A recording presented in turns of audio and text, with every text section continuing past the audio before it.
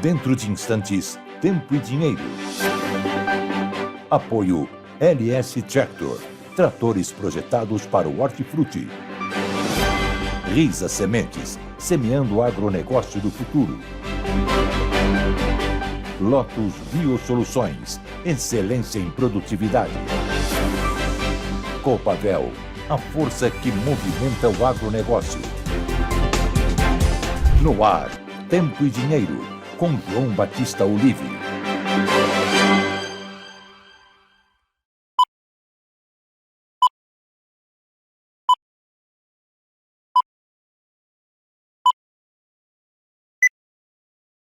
Olá Brasil, olá amigos produtores rurais, muito boa tarde a todos, sejam todos bem-vindos a mais uma edição do Tempo e Dinheiro. Hoje uma edição especial porque é feriado, né? Dia de finados, feriado no Brasil e poucos negócios nos Estados Unidos. Estamos, portanto, com uma edição especial, trazendo para vocês ao longo da nossa programação as melhores matérias de ontem, de hoje, as notícias e análises muito pertinentes para o que está acontecendo no nosso Brasil com essa safra atrasada, complicada e com preços espremidos de custos, né, e perdas nas lavouras por causa de muita chuva, como todos sabem, no sul do país, e falta de chuva no norte por força do El Niño. Nós vamos trazer matérias especiais, mas já para essa abertura, para o nosso destaque na meteorologia, onde o programa Cosmos do Instituto Nacional de Meteorologia traz um alerta especial para o pessoal que está viajando, principalmente, mas, claro, um alerta para os produtores que estão plantando para esta sexta e sábado.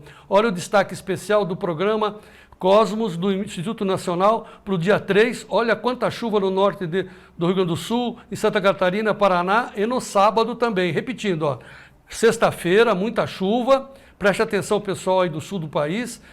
No sábado essa chuva vem para São Paulo e Minas Gerais, esse é o recorte. E o Davi da Luz está comigo. Davi, vamos abrir então esse alerta do Instituto Nacional para os próximos 7 dias, a partir desta sexta-feira, portanto. Vamos em frente, Davi, programa Cosmos no ar. Olha aí, os destaques a partir desse dia, vamos começar pelo dia 2, né? Vamos começar hoje, nesta quinta-feira, aí pula ao final da tarde, entra essa chuva.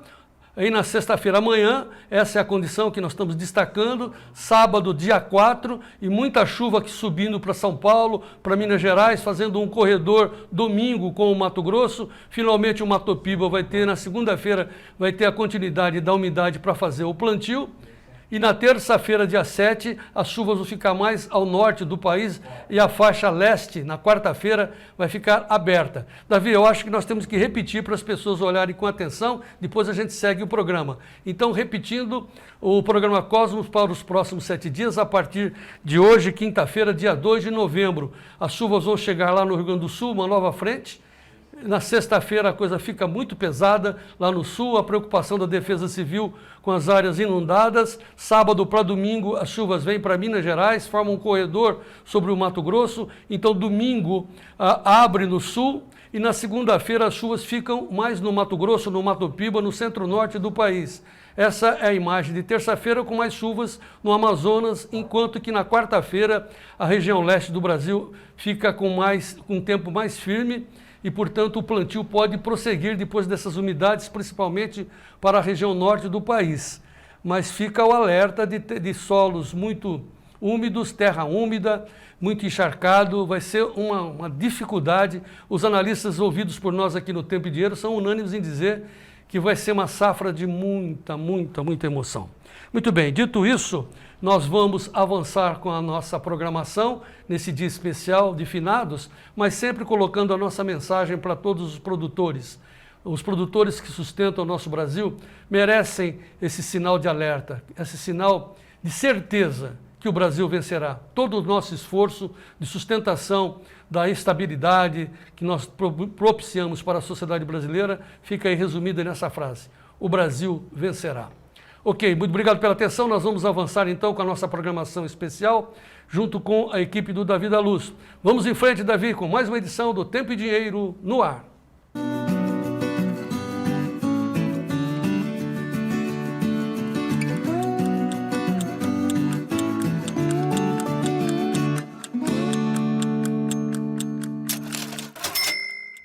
Muito bem, uma edição especial do Tempo e Dinheiro, sejam todos bem-vindos. Esta quinta-feira, 2 de novembro, feriado no Brasil, dia de finados, poucos negócios lá nos Estados Unidos, conforme nós estamos alertando, mercado lateralizado, como se diz, mas as cotações que estarão rodando ao longo do dia, desta tarde principalmente, você que é sócio do Clube do Tempo e Dinheiro vai ter as atualizações online. Aliás, já tiveram pela manhã. E agora à tarde, conforme a formação dos preços, nós vamos colocando o andamento do mercado, principalmente o mercado de Chicago e Nova York, para que o senhor e a senhora continuem sendo os produtores rurais muito bem informados.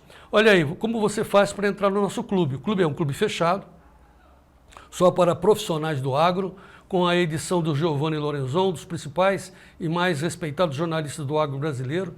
Então nós estamos dando um show de informação objetiva, curta, focada nos negócios. É um clube fechado só para profissionais do agro. Experimente, como é que faz para entrar? Olha aí, você pode usar o seu celular, mirar a tela aí no QR Code e já está dentro do clube. Ou então, entrar direto aí nessa sinalização do WTTPS, e você entra para a finalização da compra da sua senha. Ou você faz mais fácil ainda, ligue para 199-9813-2915. São várias formas de você adquirir as senhas, pode ser principalmente por Pix ou pelo cartão, e assim são as maneiras mais fáceis de você ser um assinante mensal do Clube do Tempo e Dinheiro, ter as melhores informações e nos ajudar a continuar a informar o Brasil através das notícias do agro. Então, por que assinar o Clube do Tempo e Dinheiro? 5 vantagens. Você tem vídeos exclusivos, tem um site voltado para os assinantes, acesso a esse grupo fechado, temos diversos consultores e ali dentro você troca informações, pergunte para os consultores, dê as suas informações, mande suas mensagens, sempre focado no mercado. Seja um assinante do Clube do Tempo e Dinheiro e nós vamos em frente. Olha, daqui a pouquinho nós vamos analisar o mercado, como é que está a condução desta safra, mas antes vamos focar no principal problema que está fora da mídia, principalmente da mídia do agro, inclusive da mídia do agro, que é o drama dos produtores de leite do meu Brasil. Por causa do estímulo desse governo para a importação do leite, sob a hipótese de controlar a inflação, está penalizando em muito os produtores de leite. O CPEA, aqui de São Paulo, da Exalc USP, acompanha os preços do leite e já antecipamos aqui no Tempo e Dinheiro, o Sérgio Braga já antecipou, uma defasagem de mais de 30% nos preços dos produtores de leite de norte a sul do Brasil. Ontem à tarde, direto do clube, o Sérgio Braga conversou com o Tiago Bernardino Carvalho, o analista de leite do CPEA. E ele trouxe as explicações dramáticas e não vê uma luz no final do túnel. Veja a entrevista que o Sérgio Braga fez com o profissional do CPEA, especializado em leite, o Tiago Bernardino Carvalho, em frente, Davi. Olá, seja bem-vindo a você que nos acompanha nessa transmissão do Tempo e Dinheiro. Olá, João Batista, você que está no comando do Tempo e Dinheiro. Nós vamos falar sobre uma pressão que já vem sendo registrada, que, lógico, deixa muitos produtores aí com cabelo ou sem cabelo, por dizer assim. Não ia falar que deixa com o produtor com cabelo em pé, mas muitos já perderam os cabelos por esse motivo em relação à queda cada vez mais acentuada e a quinta queda registrada para o preço do leite, segundo o CPEA. Nós vamos saber os motivos, se esta é a última apuração feita pelo CPEA com preços em queda para o leite pago ao produtor aqui no Brasil ou não. Vamos direto ao CPEA, lá em Piracicaba, conversar com o Tiago Bernardino Carvalho, que já está conosco, a quem eu agradeço mais uma vez a participação. Prazer em tê-lo aqui no Tempo e Dinheiro conosco. Tiago. Olá a todos, prazer é todo meu, mais uma vez estar aqui junto com vocês, satisfação aqui, poder falar sobre o mercado do leite aqui em Tempo e Dinheiro. Talvez eu tenha exagerado, né, usando alguma figura de linguagem, mas o produtor de leite ele está bem receoso com os preços pagos, né, com a atividade, e tem que estar tudo na ponta do lápis. O que está acontecendo? O que aconteceu, só para resumir, nessa apuração feita e divulgada agora no finalzinho de outubro, com essa queda de 9% de um mês para o outro nos preços e um acumulado mais de 30%, 31,54% de setembro a setembro. É isso, Tiago? Pois é, infelizmente, né, você falou muito bem aí, é uma tendência ou uma sequência de quedas que vem ocorrendo desde maio, né, a quinta queda, e vem deixando o produtor preocupado e com razão, de cabelo em pé ou realmente perdendo os cabelos, porque a conta após mês, né, vem caindo e caiu mais uma vez, quase 10%, chegando a 2,05, né, vamos arredondar a média Brasil, né, e os fatores, as variáveis, né, infelizmente continuam as mesmas, né, a gente tem um volume de produção maior, a gente tem uma disponibilidade interna maior, somado com o mercado realmente importador, que o volume de leite importado, né, foi crescente, né, bateu o recorde, né, de janeiro a setembro mais de 1,6 bilhões, então assim, é muito leite também que a gente importou, somado, né, um consumo doméstico muito sensível ao preço. Puxa vida, Thiago, mas o preço do leite vem caindo, dos derivados, entre eles principalmente a mussarela, o HT, sim, eles vêm caindo, mas realmente o consumidor brasileiro, ele é muito atrelado à dinâmica do preço, né? Ele quer sempre o produto mais barato e ele escolhe, ele monta a cesta de consumo dele no mês e um deles, o principal, o leite, né?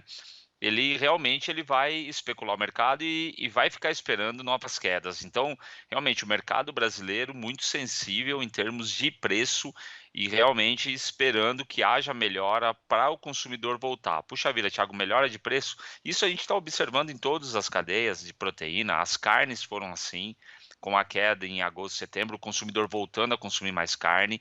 Isso tende a acontecer com o leite, mas realmente o consumidor brasileiro, nesse momento, não vem ajudando a equilibrar. Mas a gente tem, pelo lado da oferta, né, o principal fator aí de pressão de preços. Então, infelizmente, a gente vem registrando aí pelo quinto mês consecutivo quedas expressivas no preço do leite.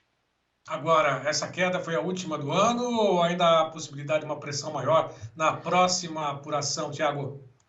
É uma boa pergunta. Lógico que a gente depende muito de como o setor produtivo, o setor processador vai montar a sua estratégia, né? Mas evidentemente que, e longe de trazer notícia ruim, não é isso, mas a gente sabe que o último período do ano, ou vamos dizer, o último trimestre do ano, é um trimestre tradicionalmente de preços mais baixos, devido, né, à sazonalidade. A gente tem um aumento de produção nessa época do ano, também pela entrada de uma quantidade maior de pasto, né, de um alimento mais barato, que estimula-se uma produção maior de leite. Então, a gente tem esse lado, sim, né, de um volume maior. Por outro lado, a gente tem também os preços internacionais em patamares menores, né? Não é só no Brasil que o preço está caindo, no mundo todo. Então, isso também traz uma competitividade, né, menor para o leite brasileiro. Então, dados esses fatores, ainda a gente pode observar, sim, possíveis quedas. Como eu disse, vai depender também da estratégia da indústria processadora, da indústria produtiva, que eu digo indústria produtiva, a fazenda, assim como ações do governo que podem amenizar possíveis quedas, mas o cenário ainda assim é de uma oferta maior, uma disponibilidade interna maior no mercado brasileiro. Bom, o consumidor, ele sempre quer, lógico, ele quer ser favorecido, isso é lógico, ter preços mais acessíveis, né? Seja no mercado de proteína animal, no caso a carne bovina, suína, de aves, enfim, carnes, as proteínas como um todo, até mesmo para o leite, né? Ele tem lá, às vezes ele comemora que o preço recuou, isso é muito bom, mas nem sempre responde à altura, mesmo com o preço em queda, com consumo maior para poder refletir nos preços do outro lado de quem está produzindo, né? Mas para o produtor é um momento dramático, por dizer assim, né? Eu até fazia uma comparação com o João Batista de que uma garrafinha, né, dessas PET de água mineralizada, né, água filtrada, vendida como água mineral, né, meio ou 500 ml, R$ 2, R$ 2,30 aqui em São Paulo. Muito mais do que está sendo pago por um importante leite, né, um importante alimento que é o leite, né, em média R$ 2, média Brasil, porque tem lugares abaixo disso, né, R$ 1,90, R$ 1,92, no caso do Rio Grande do Sul e também de Santa Catarina, né? Agora o Sim, produtor sim. paga essa conta, né? É um momento delicadíssimo, é um momento ruim. E você começou bem falando, né, que o consumidor é muito dependente do preço, como eu disse, né? Mas realmente é tudo ação e reação. Se o preço está ruim hoje para o produtor, ele pode até vir cair, né, para o para o consumidor final, mas tudo isso traz um impacto na produção, né? Isso daí traz realmente uma redução de investimentos, então isso é muito ruim, pensando no médio e longo prazo também. Então, o que se comemora hoje pode ser ruim lá no futuro, né? Mas eu acredito que, voltando um pouquinho na questão do consumidor, a gente entra num período aí de final de ano, a gente tem melhora no quadro do emprego, né? O desemprego, menores níveis desde 2014, chega no final do ano, a gente tem os empregos, né, temporários. Isso deve dinamizar o consumo, deve fazer com que o consumidor ele volte a buscar o lácteo, né, principalmente o derivado. Então, o cenário ele pode se tornar assim favorável, até mesmo com a inflação controlada. Então, assim, a expectativa é que o consumidor o consumidor brasileiro nacional dê uma resposta positiva e ajude a amenizar essa queda que possivelmente deve ocorrer no cenário aí de mais oferta de leite. Então, realmente, a conta ao produtor, né, a desvalorização do produto, que é muito importante para a dieta do brasileiro, é ruim.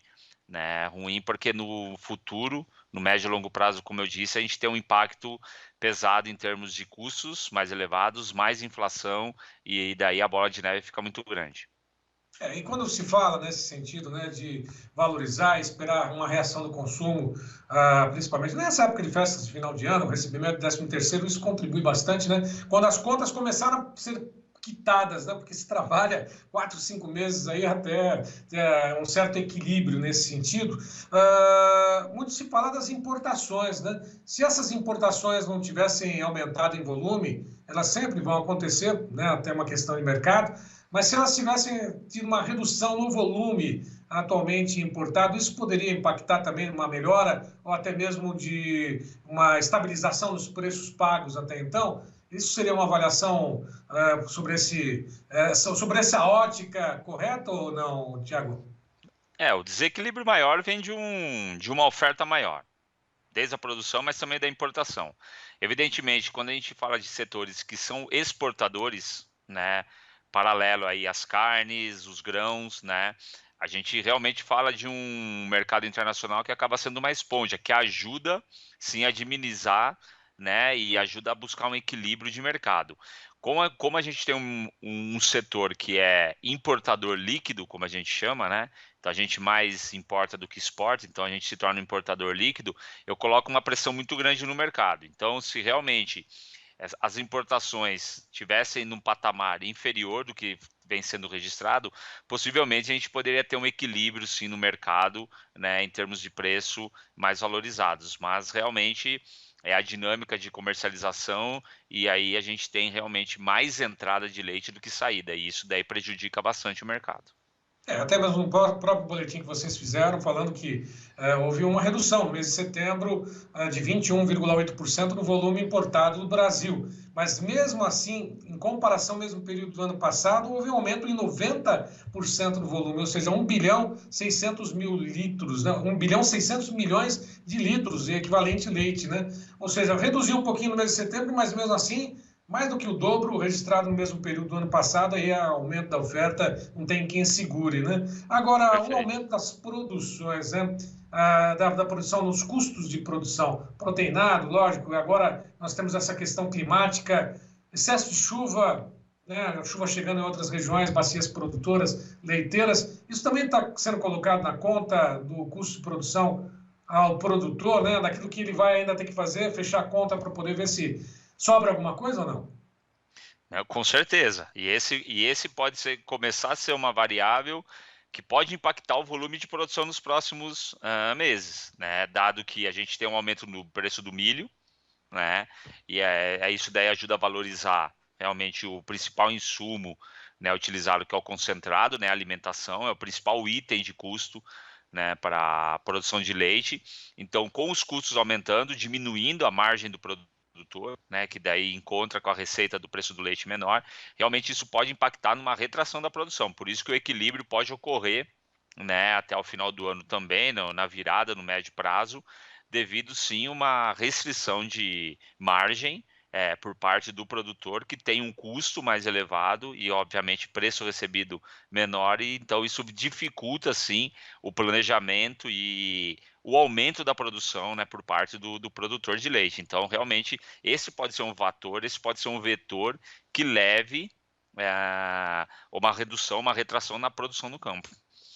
E o produtor bem sabe, né? Aquele que está lá na vida, não é só esperar o final de semana, sábado, domingo, não, então todos os dias, né? Vaquinha não espera feriado nem final de semana para poder dar uma pausa e esperar a captação. Pelo contrário, todos os dias, né? Mas nessa conta, o cara tem que colocar o produtor, né? A gente bem sabe, ele mais do que nunca, né? Na conta, a questão de adubo, questão de combustíveis, a questão de pagamento até de funcionários, aumento da folha de pagamento, inflação, né? O custo aumenta, né? Enquanto que os preços da remuneração diminuem, né? Isso faz com que a conta não feche, né? Há a possibilidade, não sei se vocês fazem esse levantamento, há uma redução no número de produtores que falaram, não aguento mais, vou deixar a atividade, apesar de ser essa a minha vocação, vem de família do meu avô, do meu pai, eu estou na atividade, né? Por ser um teimoso, tem muita gente deixando a atividade. Tiago, vocês fazem esse tipo de levantamento ou não? Olha, Sérgio, é claro que quando a gente tem momentos de crise, isso daí vale para qualquer setor, né? Seja ele do agronegócio, da indústria, setor de serviços, sempre que eu tenho crise, realmente eu tenho pessoas que deixam a atividade, né? Infelizmente, isso ocorre. Por outro lado, assim, antes de deixar a atividade, o que muitos produtores, especificamente no produtor agropecuário, ele muitas vezes deixa de investir um pouco, ou deixa de usar uma tecnologia mais cara, né? Ou ele reduz um pouco a área produtiva ou o rebanho produtivo para realmente tentar permanecer. Isso ocorre. Então, vai ser natural, sim, a gente observar produtores que deixam atividade, mas por outro lado também produtores que possam até eventualmente reduzir. Agora, vamos lembrar um pouquinho, né? A gente também voltar um período atrás, hoje a situação está muito crítica, né? Muito delicada, né? Mas se a gente voltar basicamente um ano atrás, a situação, de certa maneira, por mais que os custos aí com alimentação estivessem em alta, né, até mesmo com fertilizante, adubo, etc., a gente tinha uma situação, de certa maneira, confortável em termos de preço, né? Que talvez muitos vão falar, muitos vão me ouvir falando, Thiago, agora eu já comi tudo que eu ganhei. Sim. E aí entra também o perfil do produtor que busca esse caixa, né, que ele fez, busca essa poupança que ele fez em ano anterior para realmente investir e continuar produzindo, continuar na atividade. Mas sim, em momentos de crise eu tenho alguns produtores que vão deixar, outros vão reduzir, mas por outro lado a gente pode observar sim produtores que vão tentar dinamizar a sua atividade, tá? Então, infelizmente, muitos deixam, mas por outro lado outros devem continuar firmes e fortes. E só para poder finalizar, sem dúvida, né, colocando tudo na ponta do lápis, aquele animal, aquela vaquinha que tem um desempenho menor, vai ser certamente descartada. Isso o produtor já sabe, está sempre no planejamento dele, né? O que chama atenção é esse aumento, né, da relação de troca, né, entre o preço pago pelo milho, né, a troca, né, precisar muito mais litros de leite para comprar uma saca de milho, né? Essa relação aumentou bastante, né? Tomara que os preços também não disparem do milho para não ter no caso, no custo do produtor. A gente fala assim, né? Uma faca de 2 gumes, né? Para o produtor de milho, os preços estão lá embaixo, né? Para quem consome o milho, ainda tem que ter um preço melhor, né? Um equilíbrio, né? Mas a relação de troca, nesse caso do leite pelo milho, precisou mais litros de leite para ter uma saca de milho, né? Em linhas gerais, a média Brasil, a gente subiu aí ao entorno de 12%, né? Mais de 10% a necessidade de produzir mais leite para comprar uma saca de milho, né? Então, estou falando que eu preciso de produzir algo em torno de 26, 27 litros de leite para comprar uma saca de milho. Então, realmente, eu preciso mais produção para adquirir o principal insumo. Mas sempre lembrando, se eu tenho realmente essa necessidade, eu preciso olhar os outros fatores, né? Eu preciso olhar a minha mão de obra, eu preciso olhar a qualidade genética da minha vaca.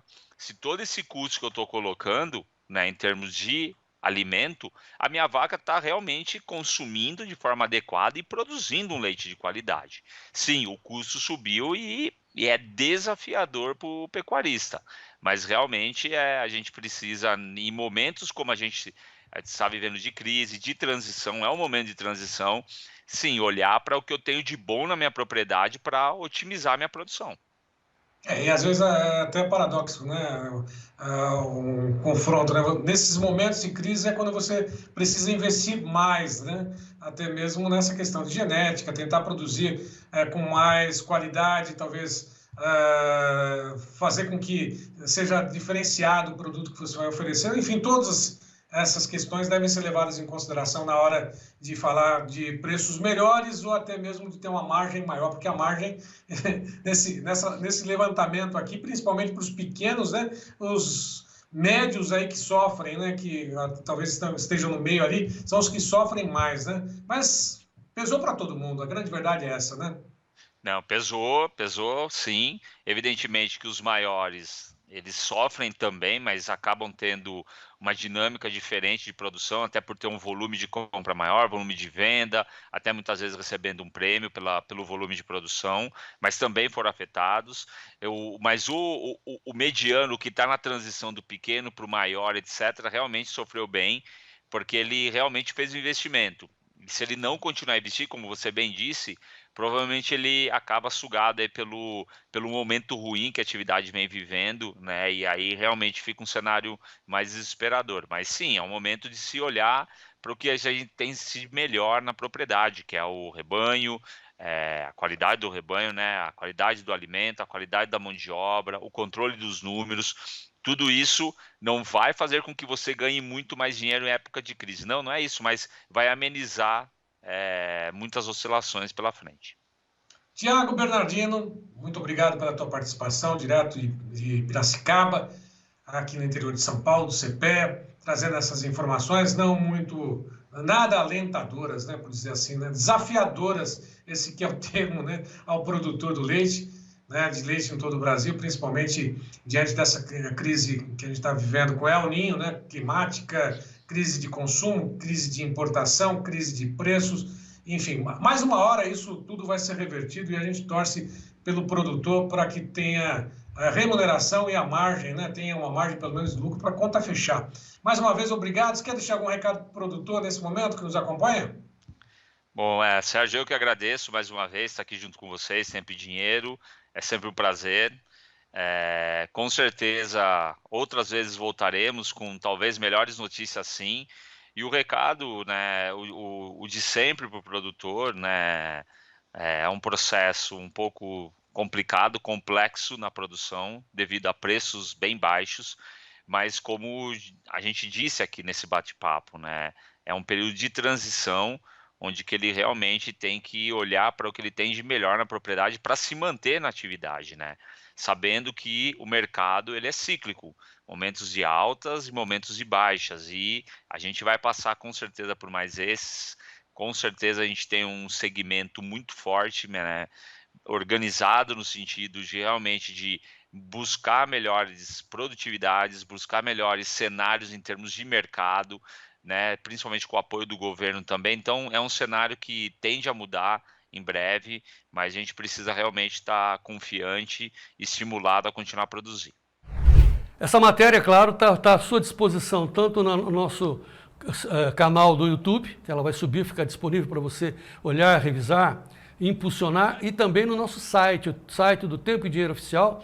Esta é são as várias plataformas que nós estamos transmitindo o Tempo e Dinheiro. Temos mais de 2,5 milhões de produtores nos assistindo, graças a Deus. São 6 plataformas, mas especificamente as matérias mais longas, as entrevistas, estão disponíveis para você no nosso site, o Tempo e Dinheiro Oficial. Olha, eu vou falar falamos de leite, agora vamos falar de café. Já já nós vamos falar de café com o Eduardo Carvalhais, mas antes, 30 segundos da mensagem do Maurício Bellinello, o curso de introdução aos mercados de opções, o jeito de você travar os seus preços. Aprenda, entre no curso do Maurício Bellinello. Estamos formando a 14ª turma. Veja a nossa mensagem, 30 segundos, a gente volta para falar de café. Nesta safra, a comercialização está complicada. Quem arriscou está correndo riscos. Produtor, proteja seu preço. Participe do curso de Introdução aos Mercados e Commodities com Maurício Bellinello. Ligue para 19 98907 8047 e garanta o valor de sua safra. Porque, de novo, essa safra vai acabar, virar uma 9, virar outra e virar outra. E que tal se você não mais tiver que ficar se preocupando realmente o que o mercado vai fazer amanhã ou depois de amanhã? Porque, no final das contas, trabalhar travado é, na minha opinião, uma oportunidade que não deveria ser perdida de forma alguma por agricultores no Brasil. João? Ligue 19 98907 8047. Muito bem, agora sim nós vamos falar do mercado de café. Aliás, o Maurício Bellinello deu várias explicações que os produtores de café, não só de soja, de boi, de milho, de açúcar, devem travar seus preços quando eles estão bons e os custos da trava estejam baixinhas. Então, é bom você aprender a trabalhar com isso. Veja as explicações do Maurício Bellinello no nosso site. Participe do curso. Terça-feira, a primeira aula. Muito que bem. Vamos falar de café. O café subiu, chegou a subir 7% na terça-feira.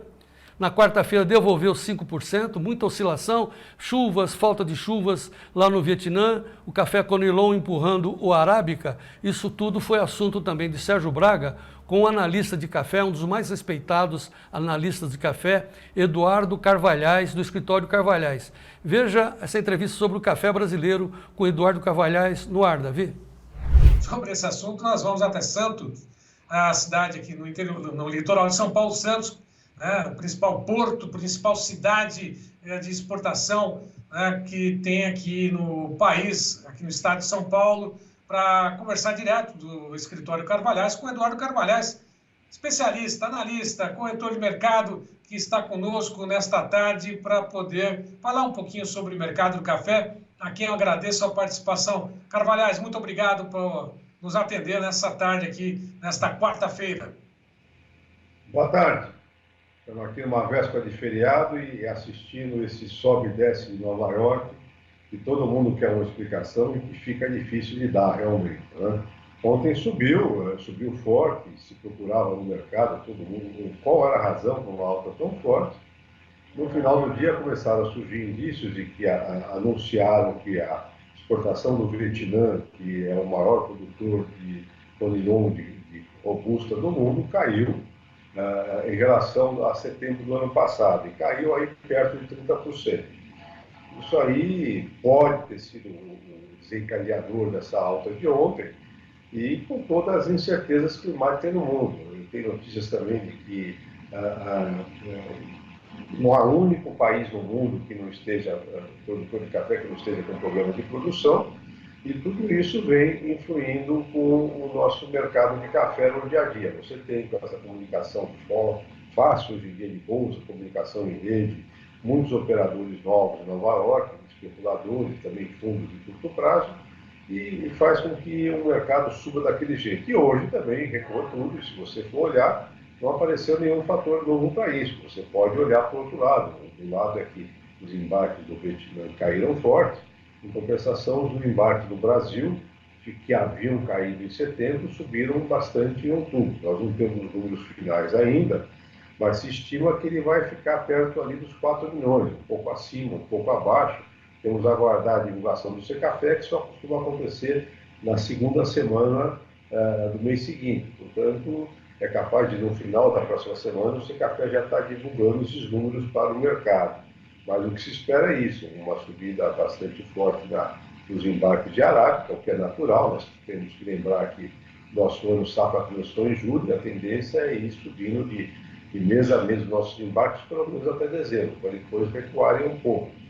E o mês passado foi atípico, caiu, talvez pela dificuldade de compra dos exportadores. O produtor brasileiro está bem resistente nessa base de preço no momento, mas agora em outubro, com a melhora dos preços, com os preços todos aí chegando ao redor de $1,60 libra-peso, o produtor que precisava vender ainda esse ano aproveitou e vendeu. Depois caiu na segunda e terça-feira, na segunda dessa semana, no final da semana passada, travou o mercado. Ontem voltou a subir, saíram bastante negócios ontem, e hoje travou de novo. Amanhã é feriado aqui no Brasil, vamos ver como é que vai ser sexta-feira. Mas não tem uma lógica, os fundamentos continuam aqui, problemas na produção do mundo todo, mas a safra brasileira foi colhida, há muita divergência sobre o tamanho dessa safra, mas os compradores apostam que ela ficou em torno de 60 milhões de sacas, de repente um pouco acima, né? E na parte da produção eles acham que ela ficou abaixo. Em todo caso, foi uma safra melhor que a do ano passado, e agora o mercado aposta, não tem outra palavra para falar, que a safra do ano que vem ainda vai ser maior do que essa. Tudo muito irregular, com El Niño, chove num lugar, não chove no outro.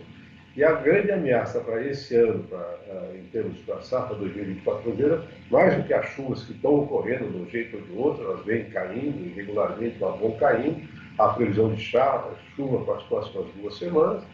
O problema vão ser as temperaturas. Como é que vão ser as temperaturas médias daqui até o verão? Como é que vai ser o verão brasileiro, em que os nossos frutos estão crescendo nas árvores? Nós vamos ter veranícola, vamos ter? Qual vai ser a temperatura média no cafezal? Temos que lembrar que no final ainda do inverno, na última semana de inverno, nós chegamos a ter temperaturas aí a 35, 36, até 37 graus na parte da carne em muitos cafezais do sudeste brasileiro. Isso assusta. No inverno não é hora de acontecer isso. Portanto, toda essa irregularidade do clima brasileiro, também a gente ouve falar de irregularidade que continuam na Colômbia, na América Central, tudo isso vai trazer muita instabilidade para o mercado de café. Você não tem estoque no hemisfério norte, ou seja, os grandes consumidores de café foram reduzindo seus estoques, por 2 razões. Primeiro, que eles achavam os preços altos para a nova safra, e segundo, porque hoje você carregar estoque ficou caro. O financiamento de carregar estoque no hemisfério norte, que era negativo, e tudo eram negativos, passaram a ser positivos. Então, eles estão comprando mais da boca para a boca. Do outro lado, o inverno está chegando. No inverno, no hemisfério norte, o consumo cresce bastante. Tem que lembrar que o grosso do consumo mundial de café é no hemisfério norte. Então, entra toda a América do Norte, Europa, Ásia, entram na estação de inverno e o consumo deve crescer. Essas variáveis positivas e negativas é que fazem esse sobe e desce e que, na minha opinião, deve continuar assustando bastante o mercado, dias de alta e dias de baixa. Bom, essa oscilação, né, essa questão toda de subir, um serrote, né, vai, volta, sobe, desce, a gangorra. O fato é, o mercado, o mês de novembro, pode dizer que começou movimentado ou não? Já tem alguém querendo fazer contratos aí, negócios aí, doutor Eduardo. Vamos lá. Não, eu pensei que tinha tirado o som e não tirei. Não tem problema. Mas geralmente é isso, é aquele momento onde você fala, não toca nas primeiras horas, vai tocar exatamente na hora que tem um compromisso, mas não tem problema, faz parte, se a gente está ao vivo, não tem problema, não interfere em nada. Eu perguntava se o mês de novembro agora tem expectativa de começar com o mercado mais movimentado do que foi no mês de outubro. Olha, movimentou porque Nova York subiu, os exportadores precisavam comprar café, tinham compromissos, os preços melhoraram, saiu muito café de boa qualidade, arábica, aí, em torno de 850, 900 reais, os cerejas já estão descascadas, estão um pouco acima disso, e o volume de negócios cresceu. Como eu disse, o anormal tinha sido o mês passado, e os negócios estavam bem travados, tanto em setembro como em agosto também. Justamente por causa dos preços que estavam sendo praticados, os produtores não haviam acabado a colheita, não sabiam exatamente quanto é que estavam colhendo, estavam aguardando as chuvas, começaram as chuvas, e tudo isso resultou num melhor movimento aqui no mercado interno nesse mês de outubro. E isso vai refletir, vocês vão ver, no início de uma semana, 10 dias, nos números de exportação brasileira. Agora, eles não são exagerados, o mundo vai consumir esse café correndo, como eu disse, os estoques da planta são muito baixos, então você vê que os estoques são baixos, ainda hoje os estoques de café certificado da Bolsa de Nova York, que já são muito baixos, caíram mais 9 mil sacos. Né? Isso mostra a dificuldade que está, como muitos traders lá fora, muitas torrefações acabam indo buscar café físico na Bolsa de Nova York. A Bolsa de Nova York, o volume perto do tamanho do mercado é pequeno, mas é um indicador do que está acontecendo com o mercado como um todo. Em plena entrada de safra brasileira, continua caindo o total de sacas lá. A uma certa altura aí para frente, com o aumento dos embarques brasileiros, depois que entrar também a safra da América Central, esses estoques devem subir um pouco. Mas, na minha opinião, tão cedo não se recompõe como era há 4 ou 5 anos atrás. Tá certo. Para poder finalizar, aquela pergunta, né? Há um equilíbrio hoje entre oferta e demanda. Qual que está sendo mais demandado, por dizer assim, o café, o arábica, o conilon? Qual que está tendo a maior procura nesse momento no mercado? Ou há um equilíbrio, como sempre, doutor Carvalhais? Os dois estão sendo muito procurados. O arábica para exportação, e você tem que lembrar que com a pandemia e com a subida forte do preço do arábica nos últimos anos, os torradores brasileiros, as grandes torrefações, começaram a aumentar nos seus blends do café tradicional, aquele café de supermercado, a porcentagem de conilon robusta. E deu certo, o nosso consumidor aceitou, o consumo não cresceu, a qualidade do nosso conilon, nós temos que lembrar que cresceu muito nesse início do século XXI, o investimento nos cafeicultores da melhoria de qualidade é grande, as agências de incentivo, como o Incafé, dando instruções de como melhorar esse café, resultaram num bom resultado. Resultaram em cafés muito melhores do que eram há 20 anos atrás, 30 anos atrás. Então, há uma demanda muito forte por conilon também no nosso mercado interno. Nós aumentamos as exportações nesse início do ano safra, do conilon também lá para fora, que com a queda da produção no Vietnã e na Indonésia, havia muita procura, subiu o preço do conilon, e eles começaram a comprar mais no Brasil, que no ano passado estava mais caro do que lá fora, por causa da pressão compradora do consumo interno brasileiro. Nós não podemos esquecer nunca que o consumo interno brasileiro é o segundo maior do mundo e que o maior cliente do café brasileiro é o Brasil. O segundo é os Estados Unidos, mas quem mais compra café brasileiro, o maior produtor do mundo, somos nós mesmos, somos o segundo maior consumidor. Então, isso também é uma coisa que reforça muito a força da produção brasileira de café. O nosso maior cliente seremos nós mesmos. Muito bem, um momento também muito bom para o café, quer dizer, os preços recuaram nesta quinta-feira, mas eles estão muito bem, estão pagando bem, $200 a saca de café na B3 é um preço a ser apreciado, em média, claro, né? Estamos recebendo chuvas na região cafeeira, principalmente no sul de Minas, por que não na Zona da Mata? Estamos indo muito bem com a produção de café. E esse momento muito bom, eu vou estar refletindo com vocês, principalmente com os cooperados da Cochupé, nesta sexta-feira à noite, lá em Guaxupé, na sede da Cochupé, nós vamos estar acompanhando e premiando os produtores de qualidade dentro do programa especialíssimo da Cochupé. Então, eu convido a todos para assistirem nesta sexta-feira à noite, em transmissão direta pelo Notícias Agrícolas, a cerimônia de entrega dos prêmios para os cafés especiais qualificados não é um concurso, nessa premiação chamada Especialíssimo. A Cochupé estimula os produtores a fazerem cada vez mais qualidade e os melhores cafés vão receber prêmios em dinheiro, claro, e vão ficar para a história da cooperativa, a maior cooperativa de cafés do Brasil e do mundo, que é a Cochupé. Então, sexta-feira à noite, nesta sexta-feira, pelo Notícias Agrícolas, a entrega dos prêmios do Especialíssimo da Cochupé. Estejamos juntos. Bom, deixa eu aproveitar mais uma vez e alertar a todos que nós estamos com o Clube do Tempo e Dinheiro para o senhor e a senhora serem os produtores rurais mais bem informados do meu Brasil. Nós vamos mostrar as 5 vantagens de você entrar no clube. Mas como é que você faz para entrar para o clube? Você pega o celular, mira o seu QR Code ali e já está dentro. Ou então entra adquirindo uma senha ali no Finaliza a Compra ou ligue no 19 998 13 29 15. Nós vamos mostrar várias vezes essa tela para você ligar e ser associado ao clube. E nós temos aqui uma motivação para você entender por que participar do Clube do Tempo e Dinheiro. São 5 alternativas. Você tem a primeira alternativa, tem vídeos exclusivos, tem um site só para os assinantes, acesso ao grupo fechado, diversos consultores para sua participação, onde você vai perguntar o que quiser, tomar informações com os consultores entrevistados aqui pela equipe do Tempo e Dinheiro.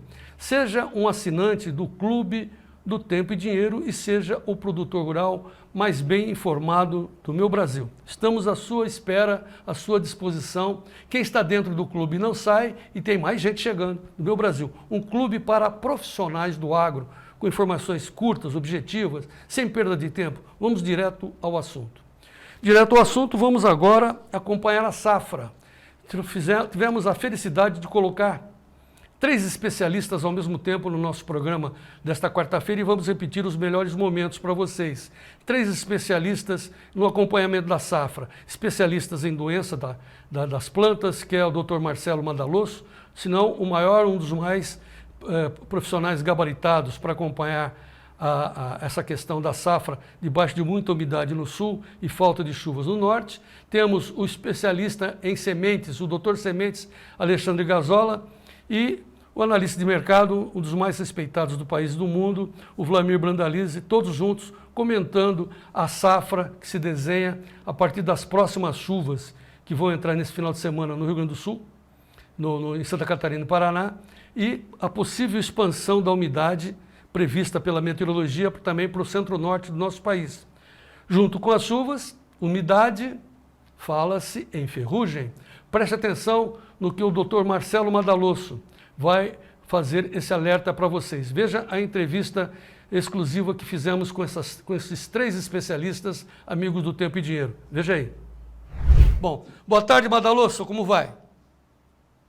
Boa tarde, João Batista, boa tarde aos amigos aí, estamos à disposição aí. Doutor Alexandre, muito obrigado. Mais uma vez, Erechim, Alexandre? Erechim hoje. Turma bom, hein, Vlamir? Muito bem, olha aqui, o que está em foco, né? Tá isso que o Vlamir falou agora há pouco, olhando a colheita lá de 15 de novembro, a palhada, a necessidade de ter palhada, né, doutor Alexandre? Palha porque vem mais chuva aí, certo ou não? Com certeza, com certeza. Tá, esse é um lado da questão. O outro lado, Vlamir, o doutor Madalosso já me antecipou que, infelizmente, com essa umidade toda, a ferrugem está aí. É isso mesmo, doutor Marcelo? João Batista aí sabe que hoje a gente está com todos os requisitos aí caprichados para a gente ter uma situação de presença de ferrugem, até, de uma certa forma, até bem precoce, vivendo alguns anos lá, 4, 5 anos atrás, onde a ferrugem teve um impacto bastante significativo na nossa situação aqui. Então, somando atraso de plantio, pressão de ferrugem, situação que a gente já sabe da Bolívia, Paraguai plantando mais cedo. Então, tudo isso está juntando um pacote aí que a gente já sabe que isso leva a uma pressão de ferrugem para a gente tomar cuidado desde cedo. Muito bem. Dr. Marcelo Madalosso, fitopatologista, um dos maiores especialistas em doença de plantas, nos alertando de ferrugem. Aí a pergunta, especificamente para o sul por causa da umidade ou também tem perigo, doutor Marcelo, para o Mato Grosso, por exemplo, o Mato Piba? O que a gente tem hoje com esse fenômeno El Niño, né, a parte do, vamos chamar assim, do Paraná para baixo, que é onde a gente sofre mais com essa questão de precipitações e temperatura, já no Cerrado ali a gente tem uma condição que esse El Niño afeta bastante a questão de temperatura, não tanto com o volume de chuvas, mas isso tem feito com que o produtor muitas vezes, em função de alguns pontos de estresse hídrico, atrase o plantio da soja ou tenha que fazer replante. Isso está levando de novo a soja empurrando para um pouquinho mais para tarde. Então, com essa movimentação dos ventos aí que a gente conhece, em função de pressão de ferrugem de alguns outros anos, os modelos indicam aí que a gente pode ter uma situação de ferrugem aí, inclusive no Cerrado, como os quesitos estão todos complementados aí, né? Doutor Alexandre Gazola, a gente ficou sem noticiar ferrugens no Centro-Oeste, no Mato Grosso, no Mato Piba, um bom tempo. Mas agora, por causa da antecipação, feita principalmente pelos produtores de algodão, aí depois veio uma estiagem, a soja ficou ali exposta e o pessoal, por causa do calor, não conseguia fazer os tratos culturais. O que vai acontecer? Como é que você está observando, doutor Gazola? Exatamente, João. O que a gente já está vendo em muitas áreas, porque a gente tem soja, se nós pegar lá o plantio de início de setembro, até hoje nós temos soja de 50 dias em algumas regiões do Mato Grosso.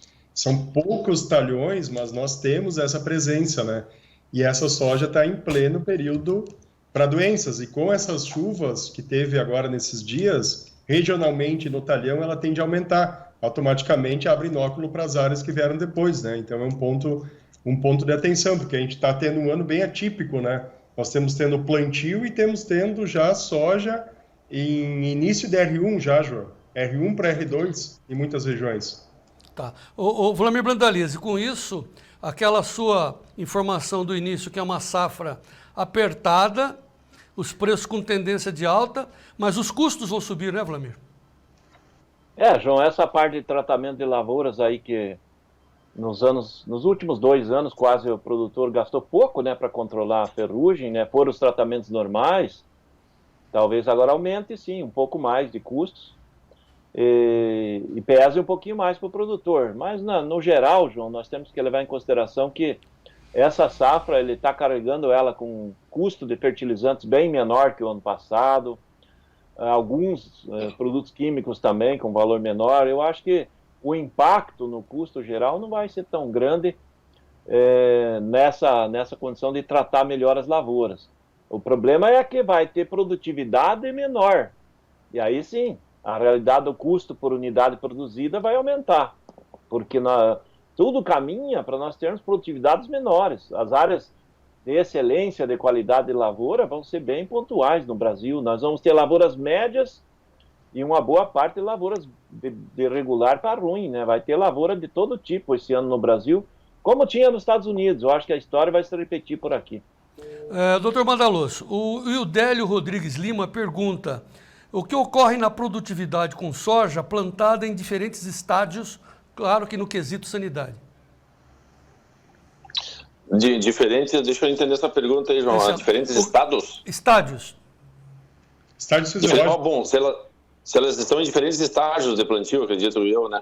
Então, o que eu estou imaginando é o seguinte: essa soja em diferentes estágios aí, nós vamos ter basicamente aí uma exposição diferente à questão de ferrugem, né? E aqui, a soja que entra no reprodutivo já é uma soja que ela fica, entre aspas, assim, menos tolerante, vamos chamar assim, essa questão de ferrugem. A ferrugem agride mais, avança muito mais rápido nos tecidos dessa planta, porque é lógico, é que nem uma mãe que está gerando os seus filhos, né? Então ela tem um foco no dreno ali, na geração da semente, do grão, e a doença oportunista vai avançar. Então, toda soja que tiver no período de flor, o Gazola comentou aí que alguns lugares, e o pessoal do Paraguai também me comentou que já tem soja entrando em flor em algumas regiões aí.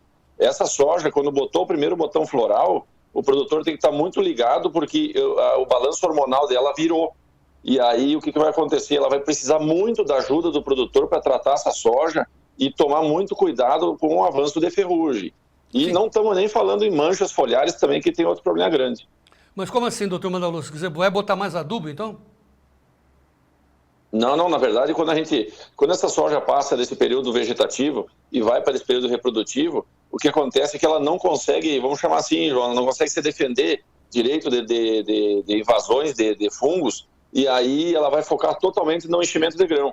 E aí nós precisamos, com fungicida, ajudar a planta a evitar com que a doença avance nos tecidos. Avance nas folhas. E a gente consegue evitar com que essa doença vire uma bola de neve no final, né? O Elisandro Colombo, lá de Medianeira, diz assim: nós estamos encostados, Medianeira, estamos encostados no Paraguai. O senhor disse, o Paraguai começou antes. Aí ele diz assim: precisamos entrar na lavoura e monitorar, mas só monitorar, você acabou de dizer, né? Tem que entrar com mais fungicidas, é isso?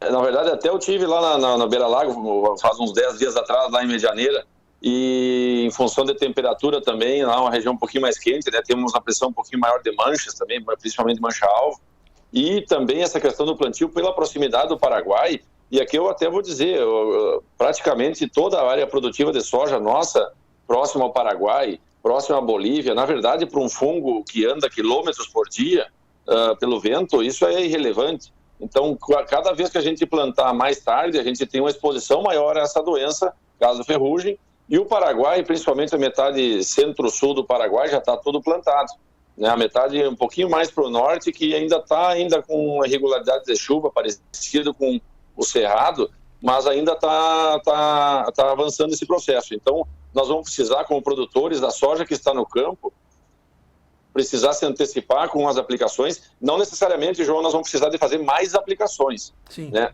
A gente sempre precisará de mais aplicações quando a gente aplicar mais tarde ainda. Ou seja, quanto mais tarde eu aplico, menos eu controlo, mais produto eu tenho que aplicar, menos eu controlo, mais produto eu tenho que aplicar, e a gente não vence essa batalha. Então, a palavra de ordem é monitorar e antecipar as aplicações, é isso? Exatamente. Então, e outra coisa muito importante em ano de El Niño, o que a gente perde os controles é porque a gente não consegue entrar na lavoura para aplicar.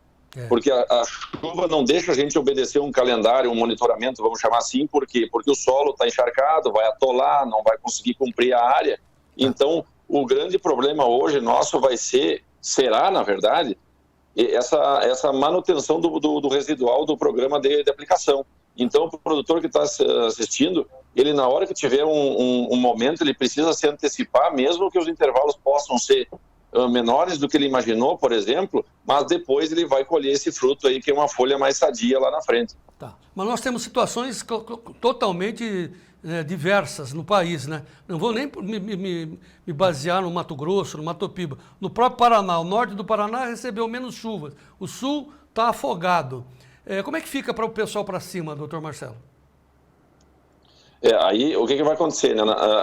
A ferrugem ela vai avançar por células, por polos, por regiões. Então, à medida em que eu vou ter regiões que vão ter menos controles, né, essa ferrugem vai começar a avançar. Geralmente o pessoal que planta mais cedo, ele tem a ilusão que a ferrugem não vai chegar na área dele.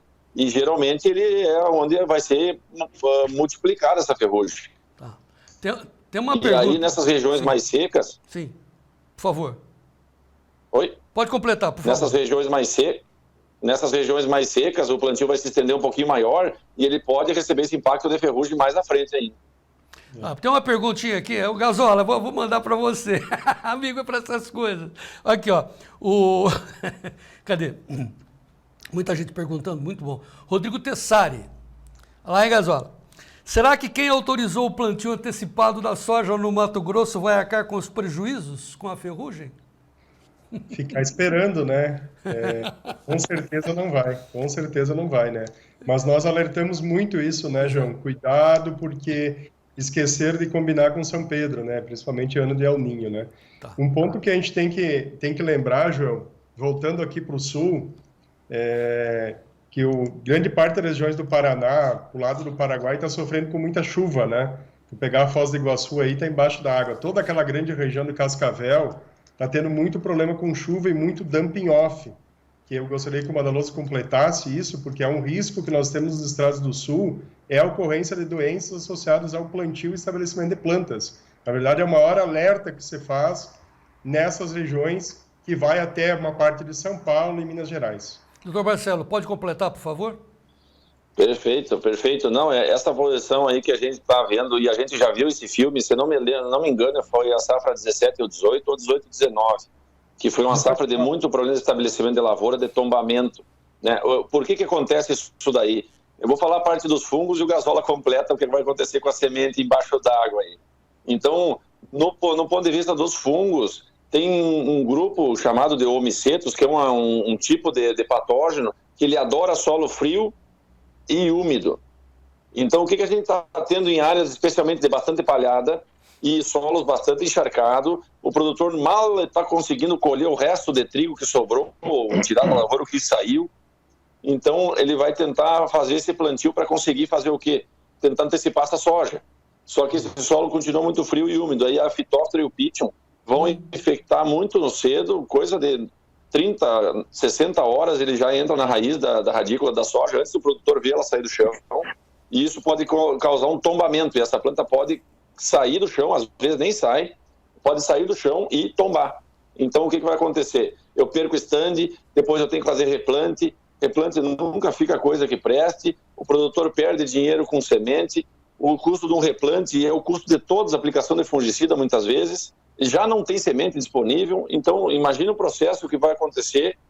Aliado a isso, nós temos que ter uma soja para pagar mais ou menos umas 2 safras que ficaram para trás em função de estresse hídrico e problemas climáticos aí. Então, esse é na hora de botar semente na terra, é uma hora, talvez, não vou chamar de principal, mas é uma das principais, porque ali o alicerce da casa do produtor que ele vai construir até fevereiro, março. Brandalize, você que é produtor também, solos frios e teto, né, escuro, sem sol.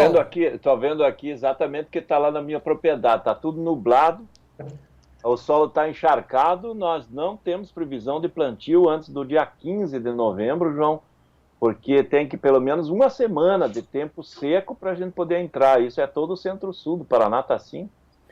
Então, e além de tudo, todos esses riscos que tem, né? É um ano que nós vamos ter que fazer um tratamento de semente com muito carinho para que ela consiga sair bem e já começar logo, porque o pessoal tem me comentado ali da região de Santa Rita, no Paraguai, que lá já tem ferrugem agressiva e eles estão apontando que já tem as primeiras colheitas de soja depois do Natal, João. Então, enquanto nós vamos estar plantando aqui, eles já vão estar um mês da colheita. Então, é um ano bem complicadinho também nessa questão. Não é só o mercado, mas é complicado a questão das lavouras, né, João? Bom, doutor Gazola, replantio, o que fazer nesse instante? Qual é a recomendação? Exato, João. Complementando o que o Madaloso falou, né, um ambiente frio e úmido é totalmente favorável ao metabolismo da germinação da soja, né? Atrasa muito a germinação, submete a semente a uma ausência, ao baixo teor do oxigênio e também submete a semente a um ambiente com muita água, que é muito ruim nas nossas cultivares modernas, né? Então, é um ambiente muito favorável ao patógeno e desfavorável para a semente. Replantio, aquilo que nós já falávamos, né? Ele é totalmente drástico e quando é um replantio devido a fungos, eu preciso verificar, o ambiente mudou, eu ainda tenho um ambiente favorável ao patógeno, porque se eu plantar em cima eu perco de novo. Lá na safra 18/19 nós perdemos 2, 3 replantios muitos produtores, plantaram 3 vezes, imagina o custo disso, João. Então tem que olhar o cenário, o ambiente mudou, o patógeno tem condições ainda de estar presente, porque ele vai estar numa taxa muito maior no segundo plantio do que no primeiro. E o outro, o replantio, é alto custo para o produtor. Pois é. E analisar sempre se é viável realmente replantar, mas lembrar, às vezes eu penso que eu tenho stand mínima para cultivar, mas lembra que fitósfora, né, a professor Madaloso me corrige, mata a planta até o final do ciclo. Às vezes eu penso, ficou com 10 plantas, tá ok. Isso aí. Mas aí morre para frente. A pergunta do Heitor Gomes, tanto para o Madaloso como para você, Gazola, a qualidade das sementes está baixíssima, segundo ele, a qualidade das sementes. Você concorda? Tem alternativa? Olha, João, o que acontece? Essa safra nós temos no sul qualidade muito boa por causa da safrinha, né? Nós temos muita semente produzida na safrinha do Rio Grande do Sul que tem qualidade muito boa, né? E os produtores de sementes estão colocando lotes muito bons no mercado. Claro que a gente sempre tem que olhar o vigor e germinação, né? E cuidar esse armazenamento e tratamento na ponta e preferir lotes de alta qualidade. A gente não extingue a possibilidade de ter lotes médio ruim no mercado, por isso sempre selecionar bons fornecedores, o produtor que segurou a semente, sempre fazer uma análise de qualidade antes do plantio para fazer um bom ajuste de plantabilidade. Ok. Rodada final para todos os nossos especialistas. Doutor Marcelo, recomendação... Bom, primeiramente, muito obrigado pela sua disponibilidade. Recomendação final, doutor Marcelo, aos produtores que estão nessa agonia aí, replanta, não planta, terrenos frios, o que fazer? Excelente. Primeiro, obrigado a todos aí do time aí, João, pelo convite. E uma coisa que eu acho importante, primeiro, né, essa safra é uma safra que nós vamos ter que pagar um custo de outras que ficaram para trás. Então, é uma safra que a gente tem que ter um capricho máximo, né? Então, a gente tem que, muitas vezes, se antecipar nos manejos de fungicidas, isso na área foliar, né? Na questão de plantio, cuidar muito na hora de botar a semente no chão. Áreas que não tem palha, se tinha gado, canola ou outra cultura, é um solo que esquenta rápido. Esse daí até pode ter uma permissão, vamos chamar assim, para plantar muito superficial, que daí o solo esquenta rápido e essa planta consegue avançar e escapar dos fungos. No caso de solo com bastante palhada, eu acredito que não tem como a gente fazer esse plantio, a não ser que o nosso risco seja muito alto. E aí o risco é diretamente ligado ao bolso, né? Então o replantio a gente já falou que é um problema. E na questão da folhagem, de novo, eu não sei se nós não vamos ter uma ferrugemzinha visual aqui em área comercial, talvez final de novembro, início de dezembro, dependendo do que vai acontecer no Paraguai. Então é uma situação de se antecipar, principalmente focado em ferrugem e também em manchas foliares que a gente está deixando passar meio batido aí. Manchas foliares, meu Deus do céu. Recomendações finais, Gazola, por favor. Muita atenção no plantio, né? Precisamos lembrar que o plantio na minha opinião, é a etapa das mais importantes do ciclo, onde a gente constitui a indústria, né? Então, tanto o produtor sul quanto o cerrado, vamos novamente olhar o plantio como um momento chave, realmente ver se tem umidade, se está em excesso, está em falta, temperatura, não só pro plantio, mas o que vem nos dias subsequentes, João. E nós falamos em dumping off aqui no sul, né? Nós estamos tendo dumping off no cerrado devido à chuva e alta temperatura, aí principalmente por risoctônia, né?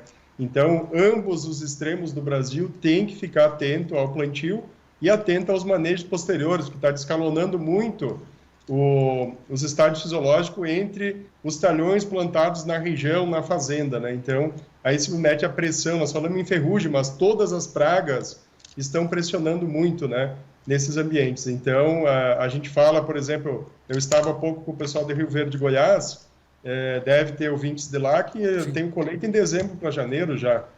Para o Natal eu tenho colheita de soja já em área de pivô, né? Eles estão recebendo, inclusive, muitos temporais. Eu estou recebendo informações aqui. Brandalize, em nome dos produtores, você ouviu aí as recomendações do Dr. Madalosso, Dr. Gazola. Qual é a síntese, Vlamir? Olha, João, isso nos obriga aí, na área de produção, a levar esse ano como um ano muito sério, né? Nós já sofremos muito no passado. Sofremos com as cotações, que foi um ano bastante complicado com relação ao mercado. E agora nos obriga a ser mais profissionais ainda, né, João? Então, é um ano que vai ser complicado, provavelmente nós vamos passar por ele, quem fizer bem feito vai ter sucesso. E para fechar, vou deixar uma notícia positiva para o Brasil e para o agro, João. A ANEC divulgou agora há pouco a exportação de soja do mês de outubro, 5.959.000 toneladas, um grande número para outubro. E no acumulado de janeiro a outubro, 93 milhões de toneladas, João. É o maior produto do Brasil, trazendo bilhões de dólares em divisas para a gente poder tratar bem as lavouras. Eu não sei se eu vibro com isso ou fico preocupado, porque os custos lá em cima e a gente botando o dinheiro nos cofres aí. Cofres públicos. Exatamente. Chegando aí, senão a economia brasileira já estaria no buraco. E tem gente que joga pedras na gente. Ok. Pessoal, muito obrigado, doutor Madalosso, obrigado, Gazola, obrigado, Vlamir. Até amanhã pelo show aí. Voltem sempre e vamos em frente. Repetindo que essa entrevista especial está em todas as nossas plataformas, principalmente no nosso canal do YouTube e, essencialmente, no nosso site, o Tempo e Dinheiro Oficial.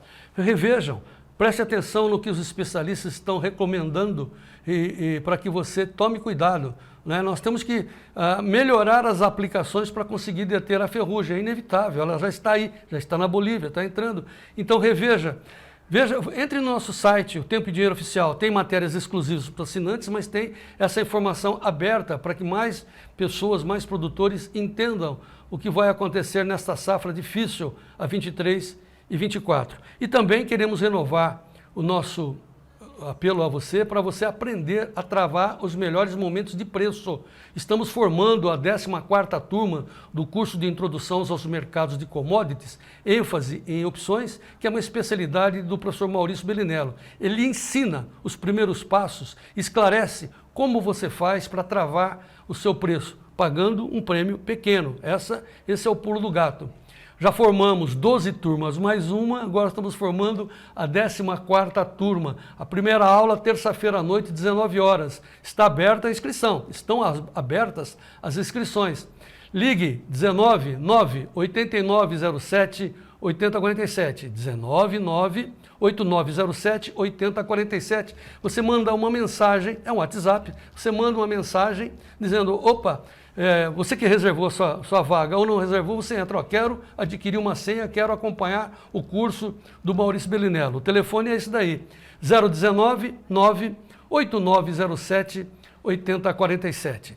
Bom, ao longo do nosso programa nós temos apoio de várias empresas que fazem a sua mensagem aqui no Tempo e Dinheiro através de informação, acrescentando a sua qualidade, a qualidade de informação do Tempo e Dinheiro. Temos um jornalista especializado em atender as empresas com foco na agricultura sustentável, é o Frederico Olive. E a mensagem que nós vamos apresentar para vocês agora, uma mensagem curta, é da Risa Sementes, que tem as melhores sementes para forrageiras, cujo foco é fazer palhada. Você faz pasto para o seu gado, ao mesmo tempo você deixa uma palhada cobrindo o solo para produzir mais soja, milho, café, aquilo que você tem necessidade. Então veja a mensagem da agricultura sustentável com foco na Risa Sementes. Veja aí.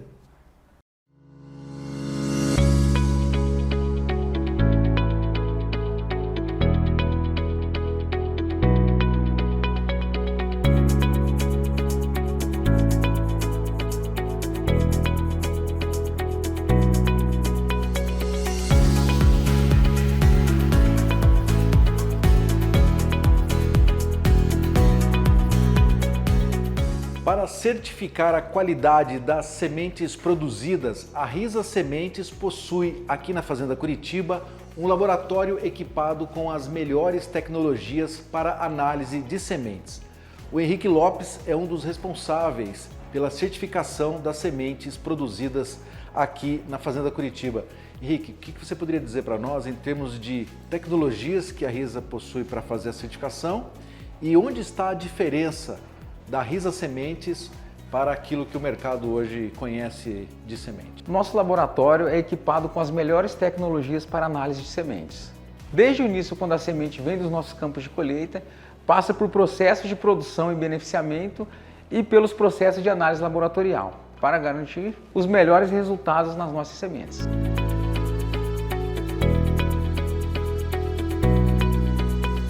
São cerca de 6 etapas no nosso processo de análise de sementes. Segurança, honestidade, qualidade e confiança. Desde o campo, são as melhores sementes produzidas até o nosso processo de beneficiamento, tratamento e revestimento. O nosso processo é totalmente controlado, com protocolos de segurança para garantir a melhor semente possível para o nosso consumidor final.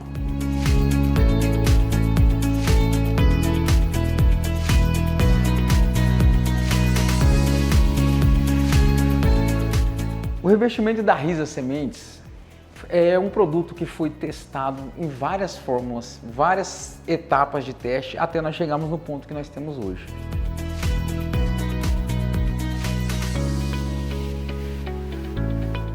Alta tecnologia e um alto poder germinativo, com materiais de excelência, com muita pesquisa e testes desenvolvidos até chegarmos no ponto que estamos hoje.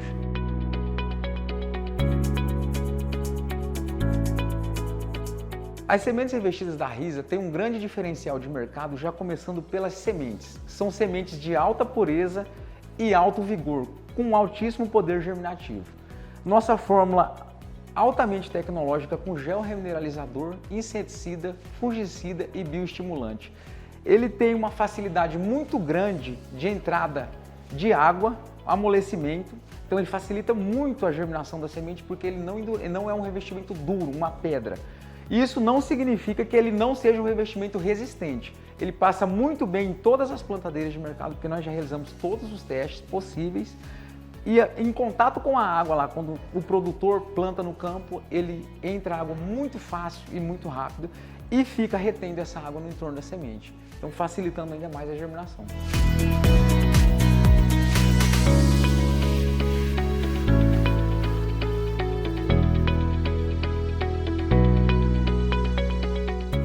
Muito bem, agora vamos voltar os nossos focos para o andamento da safra, mais recomendações de especialistas como o Dr. Alexandre Gazola em parceria com o Vlamir Brandalize. Brandalize cuidando dos preços do mercado, nós estamos nesse instante colhendo as melhores informações para colocar em tempo real desta quinta-feira para os assinantes do Clube do Tempo e Dinheiro. Quem é assinante vai estar recebendo essas informações em tempo real. Mas como é que vai ser o desenvolvimento da safra com esse nosso complicador chamado El Niño, Muita chuva, inundações, falta de chuva lá em cima. Vai ter, mais à frente, nós vamos enfrentar veranicos, principalmente lá no Mato Piba, então muita atenção. O que fazer diante disso? Vamos ouvir dois especialistas de mercado, que é o Vlamir Brandalize e o Dr. Alexandre Gazola, especialista em semente e plantio. O Dr. Semente nos deu muitas informações preciosas para você melhorar a sua safra nesse momento de arranque. Veja aí as condições de plantio com Alexandre Gazola e Vlamir Brandalize. Então vamos mostrar para vocês agora, vamos debater o que aconteceu esse final de semana, Essa perda principalmente em solo, doutor Alexandre? Mas teve muita gente também que voltou a plantar e está feliz. Vamos voltar ao nosso repórter preferido, que é o Moacir Guarnieri, lá de Boa Esperança do Norte. Vamos começar com a chuva, depois nós vamos ao sul do Paraguai mostrar as perdas. Então, chuvas no norte de Mato Grosso. Veja a alegria do produtor. 29 de outubro, domingo, 5 horas da tarde. Aí, João Batista, choveu na Boa Esperança, mas choveu. Que beleza, hein? Deus abençoe que essa chuva foi largamente ampla para todos os produtores. Vamos ver até onde ela foi. Estamos aqui na cidadezinha, esperando que tenha chovido para todo mundo. E hoje de manhã, viu, Vlamir, viu, Alexandre? Voltou a chover lá no Mato Grosso, em Boa Esperança. Mostra a chuva da manhã. Chuva no talhão que tava precisando. Oh, coisa boa. Olha aí, ó. Martinelli, velho, caindo água. Graças a Deus. Caindo água. Agora vamos para o sul do Paraguai. Veja os estragos da soja. A lavoura foi perdida lá em Canindeyú. Mostra aí, Davi. Sul do Paraguai. Buen día. Es un desespero total. Zona de Jesús, estragos. Este era soja del 30 de agosto, iniciando floración. Esta soja es cruzando la calle, no recuerdo la fecha exacta, en el agua. Acá no sobró absolutamente nada.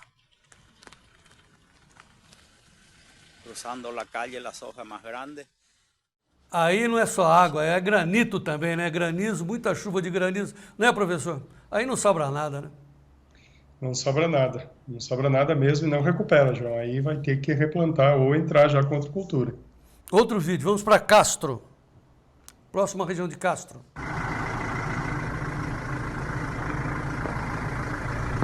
Será que tem água, Jefferson? Rolos d'água. Bom dia para você aí. No rio?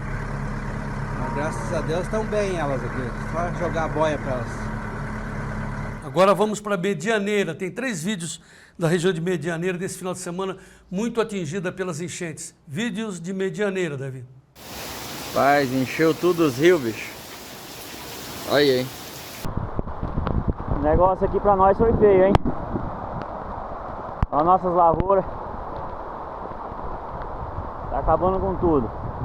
Para concluir, toda essa lama descendo pelo rio Ivaí, encontrando a água azul do rio Paraná. Veja o encontro.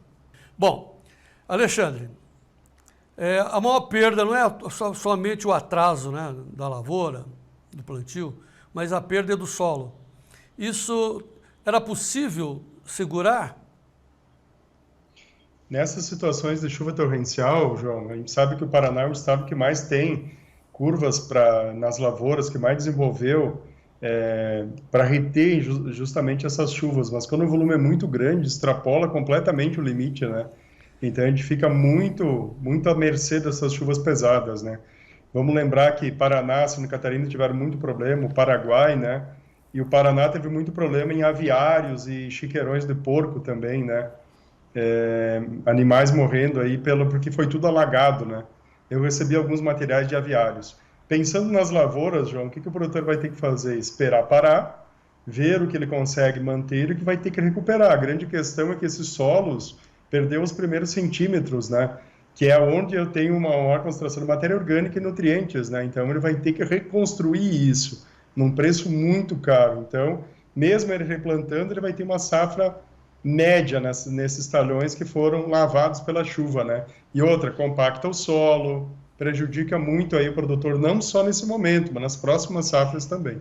O fato é que o plantio direto na palha foi colocado em prova, as curvas de nível foram estouradas, sim, romperam, os terraços não seguraram toda essa quantidade de água. Ponto. Esse é o fato. Mas poderemos ter novas situações como essa. O que fazer? De novo, acreditar nos terraços, nas curvas? O que fazer? O que acontece, João? Nós não temos nada de diferente para isso. A grande questão é que essa água não é só das lavouras, né? Eu tive contato com muitos produtores dessas regiões reclamando que as prefeituras, quando constroem uma estrada, seja estadual ou federal ou municipal, acabam jogando a água tudo para dentro da lavoura sem trabalhar essa água, né?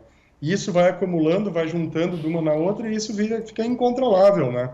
Então não é só culpa do produtor, né? Porque dentro do talhão a gente vê que 99% dos casos suportou. O grande problema é a água que vem da estrada, que acumula ao longo do período, né? Que basicamente os órgãos jogam na lavoura, né, João? Vlamir, você como produtor, como é que você vê essa situação, principalmente do seu estado do Paraná? Olha, João, eu vejo que cada vez mais nós vamos ter que se firmar numa cultura de inverno, por exemplo, no estado do sul, aqui, principalmente a região sul que está sofrendo mais, né, que tem mais chuva, e vai ter que firmar muito uma palhada em cima de uma aveia, por exemplo, trigo, a cevada, para a gente manter esse cobertor em cima, né, João? Porque eu vou dar o exemplo meu, estava lá que te mandei o vídeo até para você olhar. Nós tivemos 300 milímetros no fim de semana. Então, a nossa única área que tem de lavoura plantada é milho, está no lugar mais alto. Ele está resistindo porque ele está em cima de palhada. Então, ele não teve essa enxurrada aí, perder solo. Ele estava correndo água limpa, mas era água que vertia que nem um rio de água. Em função de que nós estamos tendo volume de chuva. Então, vai ter que preparar para a próxima temporada manter um volume de palhada maior ainda, né? Porque você tem dois benefícios, né? A questão do solo e a questão desses níveis de chuvas que estão cada vez mais concentrados, né? O fato é que... Essas enchentes que nós tivemos lá faziam 7, 8 anos que a gente não via nada parecido.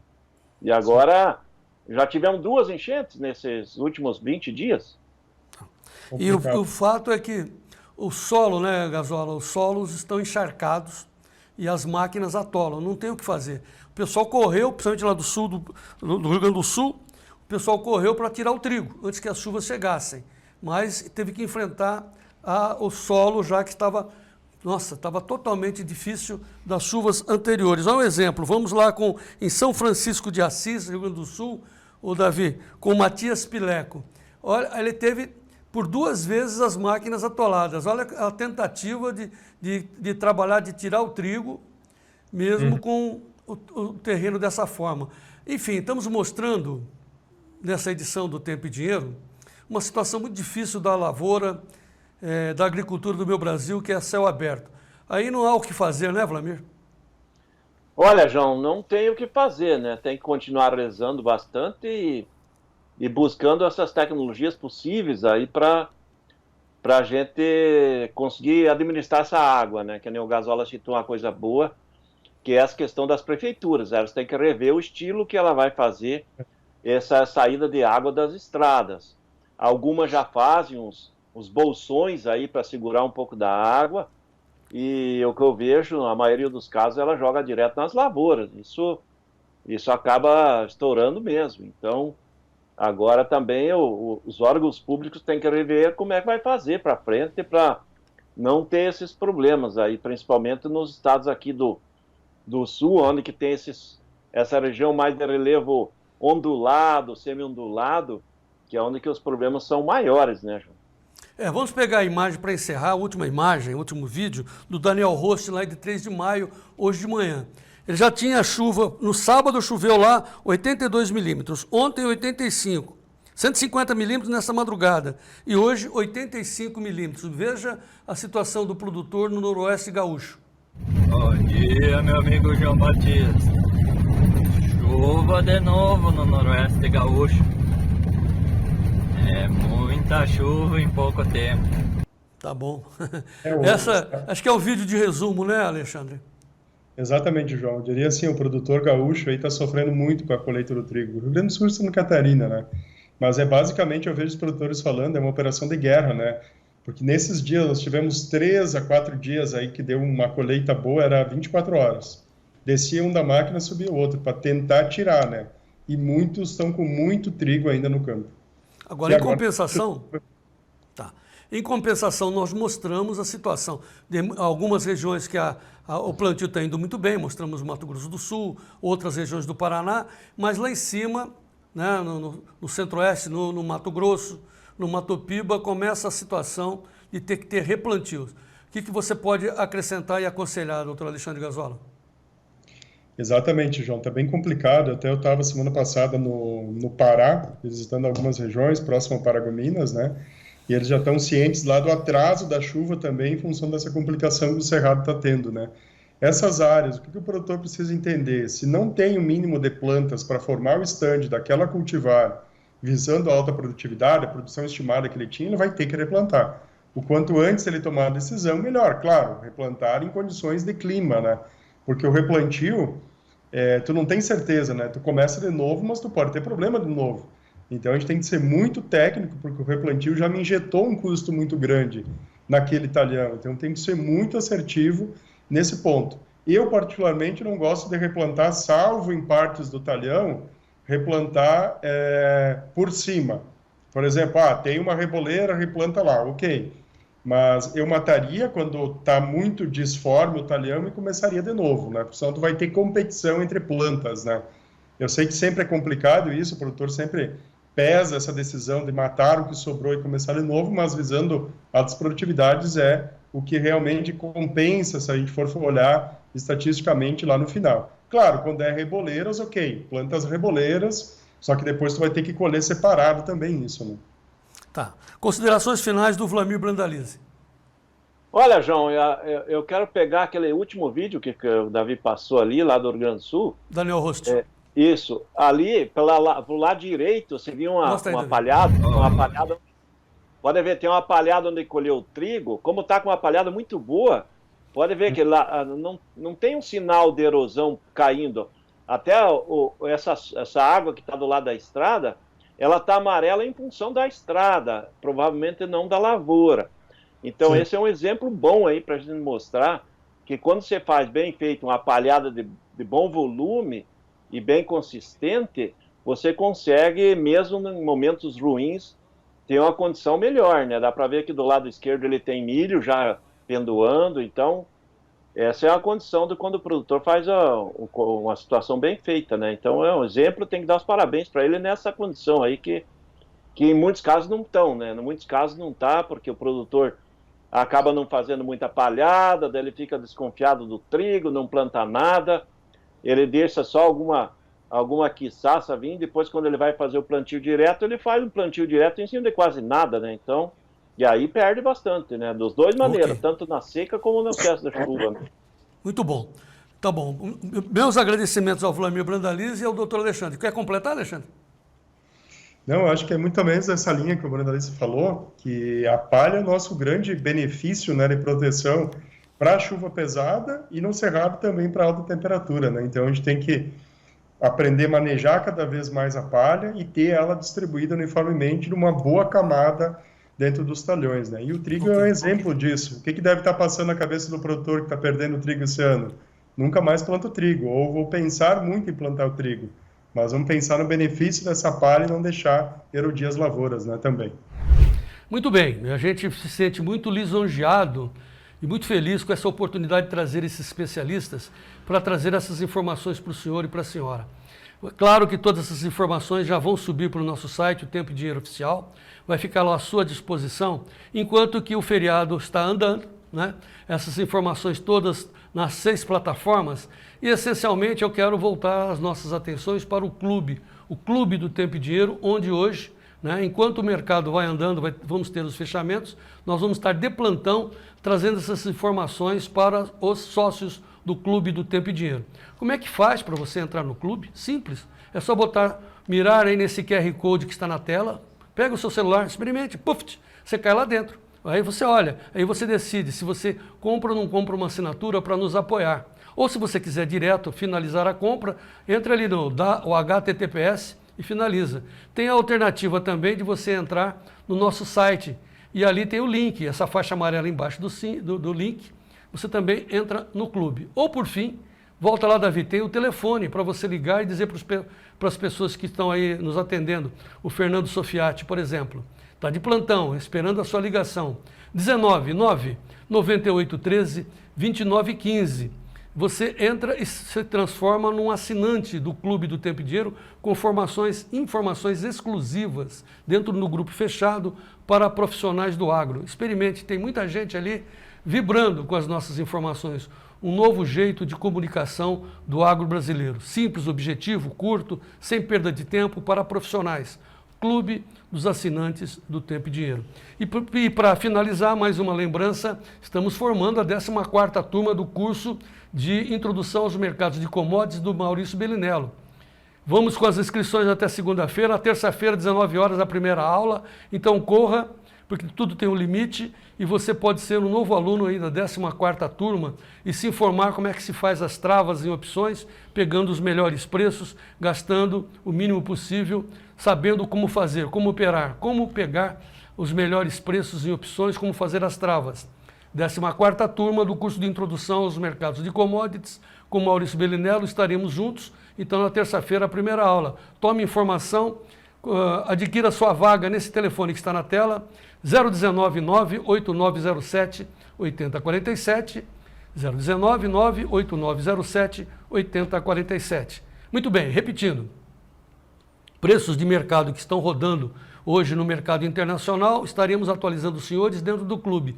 E amanhã, de volta com vocês, ao vivo, no nosso Tempo e Dinheiro, com o Vlamir Brandalize, com os nossos apoiadores, o Alexandre Gazola, com Paulo Moura, com Maurício Bellinello e com o Sérgio Braga, todos formando a rede aí com o Davi da Luz e com o Gleidson Ricardo. A todos, muito obrigado pela atenção. Voltaremos amanhã, 12h30, horário de Brasília. Viva o Brasil, muito obrigado pela atenção e apoio e vamos em frente.